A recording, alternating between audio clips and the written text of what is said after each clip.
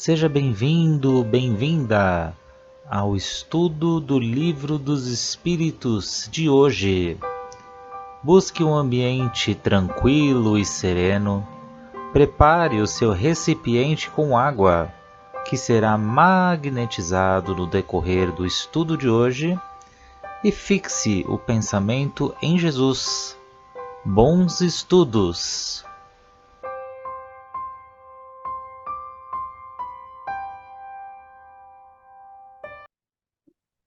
Olá a todos, sejam todos muito bem-vindos aqui ao nosso grupo de estudos do Livro dos Espíritos, mais uma vez aqui reunidos com muita alegria e com muita harmonia. E hoje vamos dar continuidade aqui ao livro segundo, que estamos no capítulo 7, que é o retorno à vida corporal. E hoje vamos falar de um item aqui muito interessante, que é sobre o idiotismo e a loucura. Mas antes de nós começarmos aqui os nossos estudos de hoje, vamos fazer a nossa prece de gratidão. A gratidão aos nossos amigos espirituais que nos acompanham nessa jornada, que nos acompanham aqui no grupo de estudos. A nossa gratidão aos nossos mentores, nosso anjo da guarda, a Nossa Senhora Mãe Santíssima e a seu Filho, nosso Mestre Jesus, aonde nos inspira com seu amor, com seu carinho. Obrigada a Deus pelo dom da vida. E pedimos licença, sim, para adentrarmos aos estudos de hoje, rendendo graças a Deus. Então vamos lá começar, que é o idiotismo e loucura. Gerson, você que vai começar, né? Vamos lá. Pergunta 371. Tem fundamento a opinião segundo a qual os cretinos e os idiotas têm uma alma de natureza inferior? Resposta: não. Eles têm uma alma humana, muitas vezes mais inteligente do que pensais, e que sofre a insuficiência dos meios que se dispõe para se comunicar, do mesmo modo que o mudo sofre de não poder falar. Bom, aqui, vamos lá, acho que o primeiro ponto aqui, eu entendo que estou falando, quando falei idiotismo e loucura, de doença, doença física, Uhum. né, uma deficiência física, não no sentido mais Mental, né, Gerson? mental, exato, não é mais pejorativo, né? Uhum. Indo na linha da doença física. Então, eu entendi também, né, que o espírito de verdade diz que são almas normais e que muitas vezes são mais inteligentes, inclusive. Então, de que, mas que essas restrições são mais inteligentes, mas que têm essas restrições físicas, vieram com essas restrições físicas, que, por exemplo, né, ele deu o exemplo aqui do mudo, que quer falar, ele sabe se comunicar, mas não tem o poder da fala, tem a deficiência da fala, né? Então, a gente vê também ó, nos filmes, né, que lá, aquelas pessoas que estão entubadas no leito de um hospital, que as pessoas conversam e ela não se... Ela está entendendo, mas não consegue se expressar, né? Não consegue ter o movimento, não consegue ter a fala. Então, assim, é simplesmente uma deficiência, uma restrição de movimento físico e não questões de ser uma alma inferior ou não, né? Entendi dessa forma. É importante que você trouxe aqui esse sentido aí da palavra idiotismo, não nesse sentido pejorativo, porque vamos lembrar que essa obra, ela foi publicada em 1857. Então, esse eram os termos que se utilizava na época.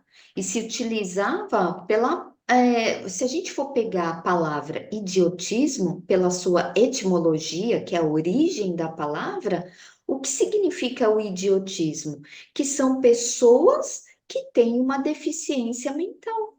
que possuem uma deficiência mental, assim como o Gerson aqui falou para nós. Então, tem muitas pessoas também que às vezes pegam o livro dos espíritos para estudar, vê esse nome, né, idiotismo, de cretino, mas não é nesse sentido, e aí acha que esse livro é ultrapassado. Não, essas linguagens, esses termos eram muito usados. É que com o caminhar do tempo se levou para outros caminhos aí a palavra idiota, né? O cretino. Então, assim, se levou para outro lado, mas se a gente pegar a etimologia da palavra, são pessoas com deficiências mentais. Então, eles usavam a palavra pela sua etimologia e não pelo sentido que queria criticar alguém ou xingar alguém, como a gente usa esses termos, né, para ofender alguém. Então, lembrando que o Kardec, ele recebeu várias mensagens aí da equipe do Espírito de Verdade. Então, olha só, quem ajudou aí, Sócrates, Santo Agostinho, né? Tantos e tantos aí, renomados aí da espiritualidade. Então, as respostas aqui, elas não são ultrapassadas, não. E aqui, realmente, a Kardec, ele está se referindo a essa loucura, né? Não esse termo que a gente acha que é. E essas doenças mentais não significa que é um espírito atrasado, como o Gerson colocou aqui para nós, né? E pode ser, por muitas vezes, aí o contrário. São espíritos até muito inteligentes, mas que vieram o quê, gente? Com essas provações, são expiações. Porque por vezes pode ser que tenha usado mal a sua inteligência. Então, o espírito também, ele aceitou vir dessa forma. Por quê? Porque essa parte do órgão físico, né, que é a parte aí mental, com uma certa deficiência, ele não vai conseguir se expressar da forma que ele precisa, que ele gostaria. Então, pode ser para baixar o seu orgulho, né? Para ele desenvolver aí um pouco mais de sensibilidade, de humildade. Então, cada ser, cada espírito, ele vem aqui com uma aprovação e uma expiação. Isso vai depender muito das suas existências anteriores. E o corpo, ele faz sim essa limitação, mas é um aprendizado para esse espírito. Pode falar, Suzeli. Não, voltando na sua fala, né? Geralmente causa estranhismo, né? Esse termo. Então, temos que lembrar a época que Kardec viveu. Exatamente nessa época, viveu Charcot, viveu Pinel, né? Que estudavam a mente humana na maneira, com as ferramentas que eles tinham na época, e eles que foram responsáveis por essa classificação. Então, tudo que acontecia era colocado como doença mental. Inclusive, a homossexualidade era considerada doença mental na época de Kardec, né? Então, hoje, é preciso lembrar que não usamos mais esses termos, né? Como você mesmo colocou, hoje são termos para ofender, para xingar o próximo, né? Então, lá eles misturavam tudo. Hoje se sabe que o doente mental não é o deficiente mental. O deficiente é aquele que tem problema com a inteligência, né? Que ao invés dessas classificações são classificados em níveis, né?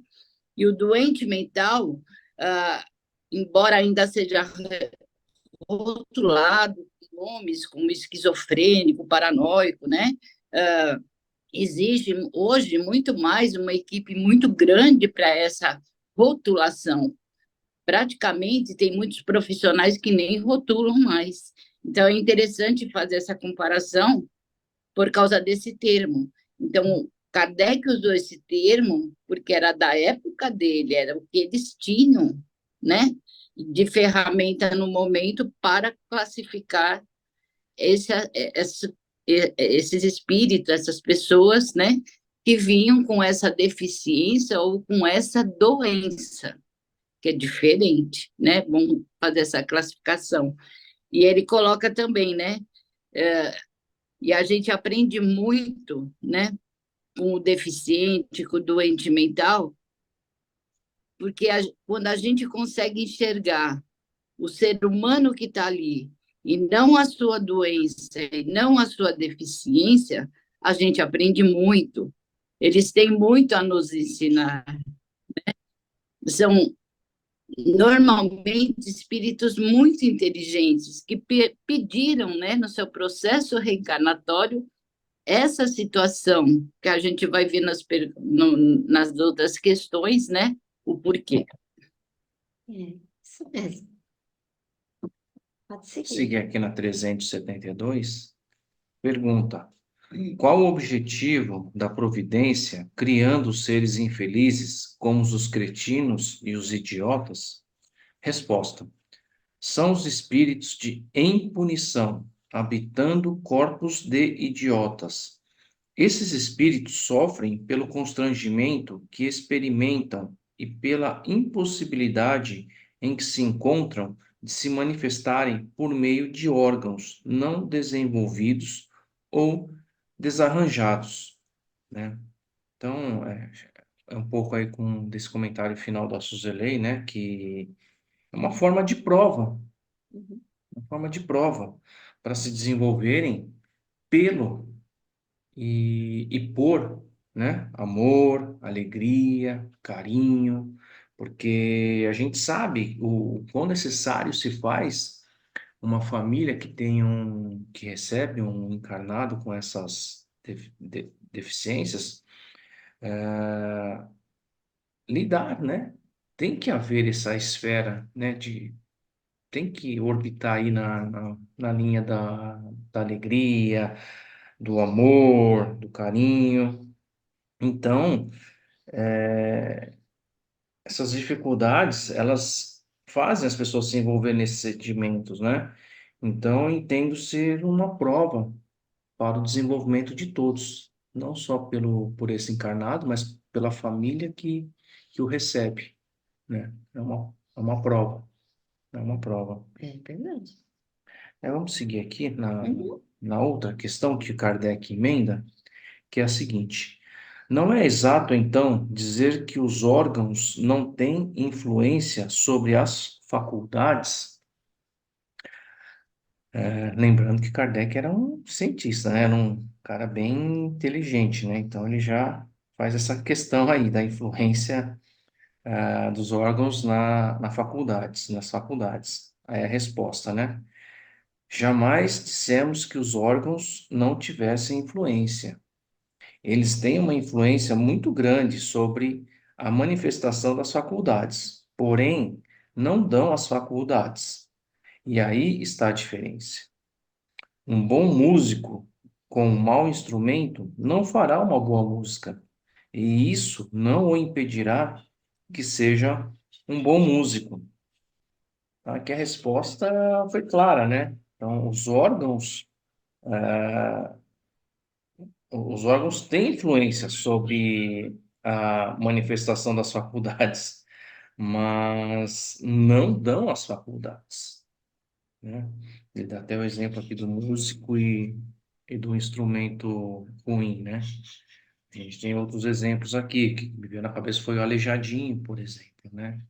Uma pessoa que encarnou com severas dificuldades, né?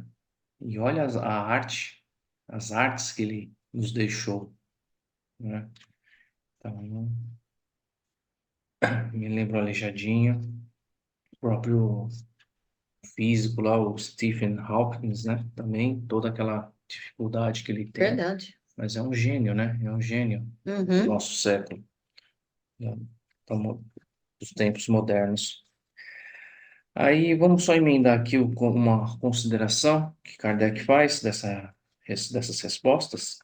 Ele diz o seguinte: é necessário distinguir o estado normal do estado patológico. No estado normal, o moral suplanta o obstáculo que lhe opõe à matéria. Mas existem casos em que a matéria oferece uma resistência tal que as manifestações são obstadas ou desnaturadas, como na idiotia e na loucura. São casos patológicos e, nesse estado, a alma, não gozando de toda a sua liberdade, a própria lei humana a isenta da responsabilidade dos seus atos. Bem interessante. Nessa questão, Kardec, como você falou, ele vai ali esmiuçando, né? Porque primeiro ele pergunta, né? Como é que Deus permite isso? Né? Que essas pessoas venham aí passar por por essa fase, né? De idiotismo, né? Porque por vezes o espírito ele tá ali, mas assim o corpo, às vezes quem vê fala, ô gente, por que que Deus permite isso, né?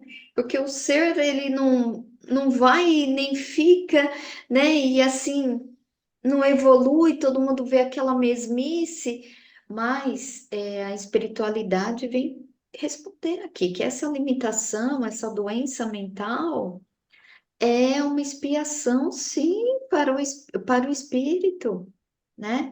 É uma forma, nós encaramos aqui, pelo grau de inferioridade nossa, como punição.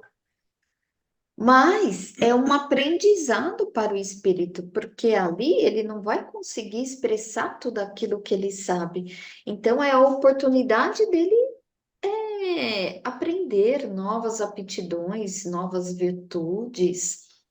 E depois aqui, nessa 372A, é porque até então, quando a gente estava estudando as questões passadas, a gente viu ali que não eram os órgãos que comandavam, mas é o espírito que comanda. Ou seja, os órgãos, eles são o efeito, a causa é o espírito comanda os órgãos.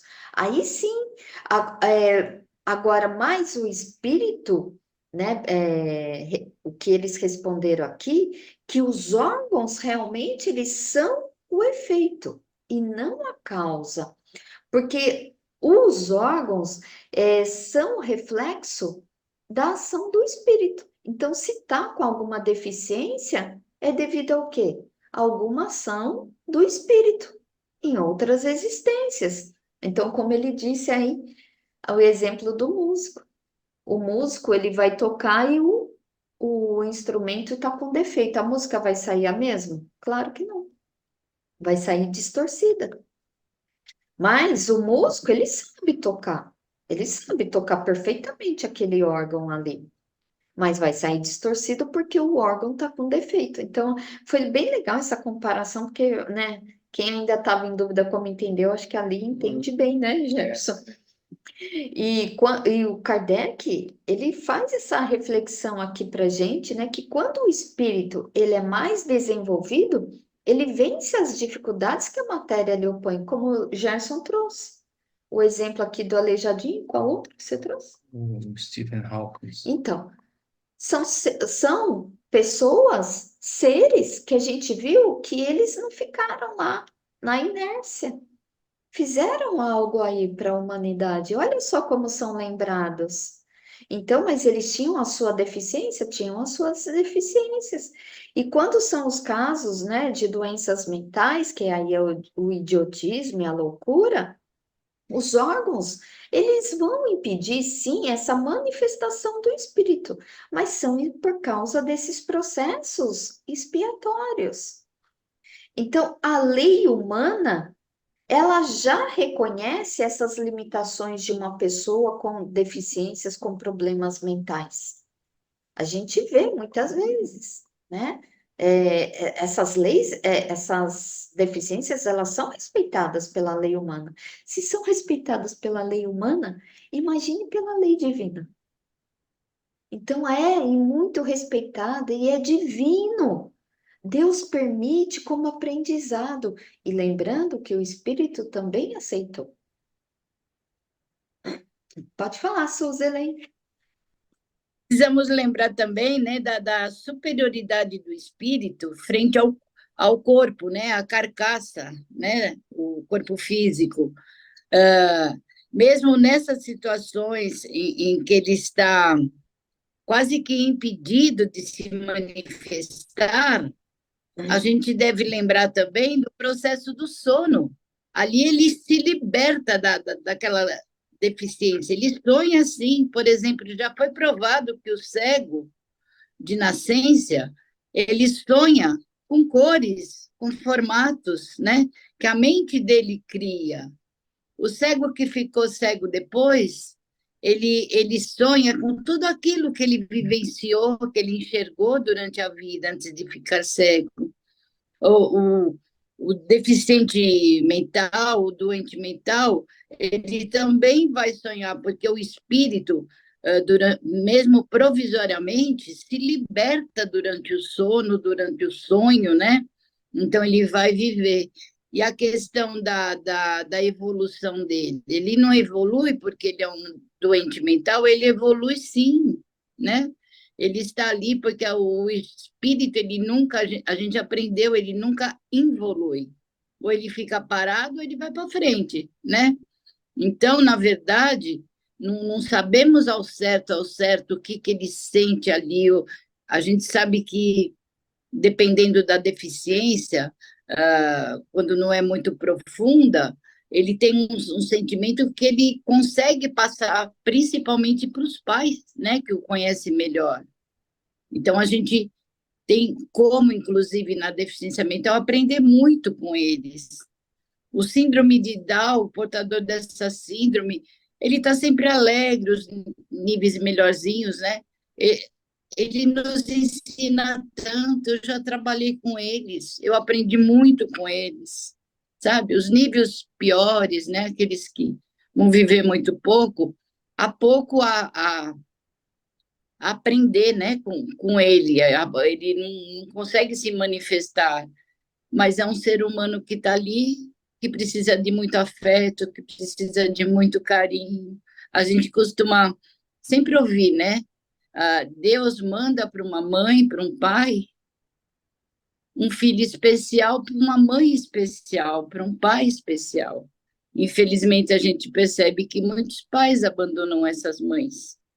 E essas mães continuam na sua luta, porque ela tem também, né, um processo reencarnatório aí de aceitação desse espírito. E muitas vezes muitos pais não aceitam, né, e vai prolongando a evolução, né? É isso aí, Suzeli. É. Vamos seguir? 373, Sueli, é você, né? É. Eu vou ler as duas, depois a resposta eu estou junto, pode ser? Combinado. 373. Qual o mérito da existência para seres que, como os idiotas e os cretinos, não podendo fazer o bem nem o mal, não podem progredir? Resposta: é uma expiação imposta ao abuso que tenham feito de certas faculdades. É um tempo de suspensão. 373A. Um corpo de idiota pode, então, encerrar um espírito que tivesse animado um homem de gênio numa existência procedente? Resposta: sim, o gênio torna-se, às vezes, uma desgraça quando dele se abusa.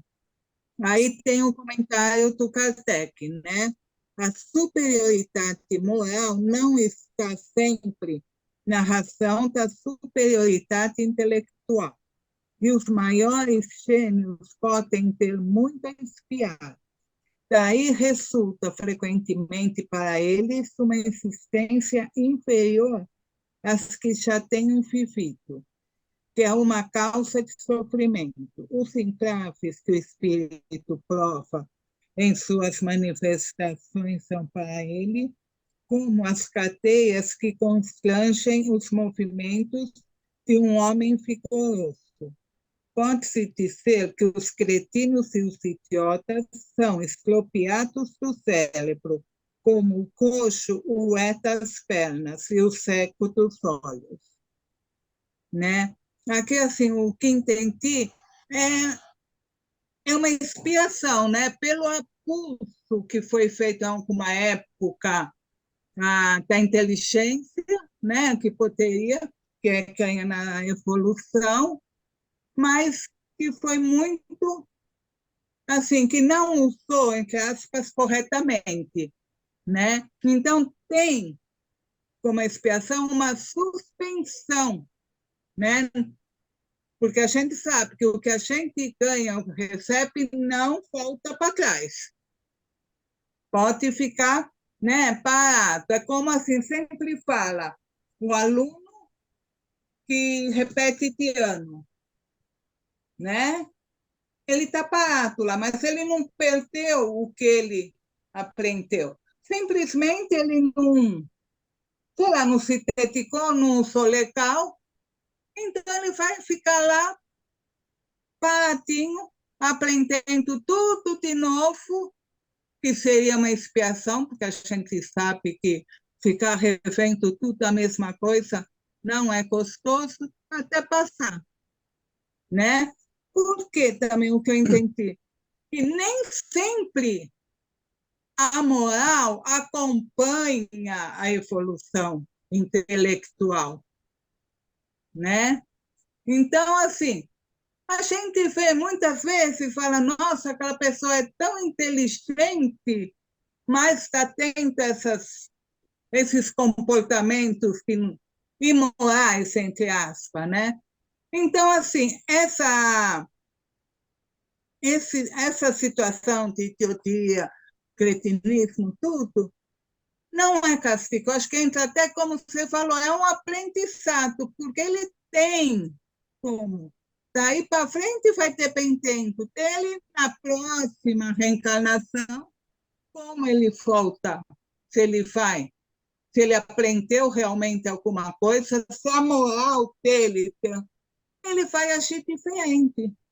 Né? Não adianta falar, é muito inteligente, então não tem nada o que tacar. Mas a gente sabe que tem muitos, né? Que gente inteligente, que até inventam coisas, fazem coisas, mas em vez de usar para o bem, vai usar para o mal. Muitas vezes visando um lucro. Então, de uma forma ou de outra, vai ter que resgatar. Uhum, uhum, Né? Então, vai ser preciso alguma coisa que dá uma situada. uhum. Né? Que a deficiência do cérebro, a fissão, tudo, porque a gente não sabe como foi usado também a fissão, o que aconteceu. Uhum. Né? Não sei, eu entendi É, isso que não. é isso mesmo. É bem interessante essa questão aqui que Kardec traz, porque ele fala, né? É o mesmo. Acho que né, o que a gente pensa também quando a gente vê situações assim. Porque quando a gente vê pessoas com um grau alto, né, de deficiência mental, a pessoa fica ali no estado vegetativo. Eles são incapacitados. E a pessoa nesse estado, ela não vai fazer nenhum bem nem mal, tá ali parado, né, vegetando. Então, a gente também tem essa curiosidade. E aí, Kardec também ele faz essa pergunta e a espiritualidade responde. É aquele período que o espírito ele vai estacionar, né? Então, ele vai ficar ali um pouquinho estacionado, né, para repor aí as suas reflexões, porque ali é o corpo físico vegetando, mas o espírito está ali dentro. Tá?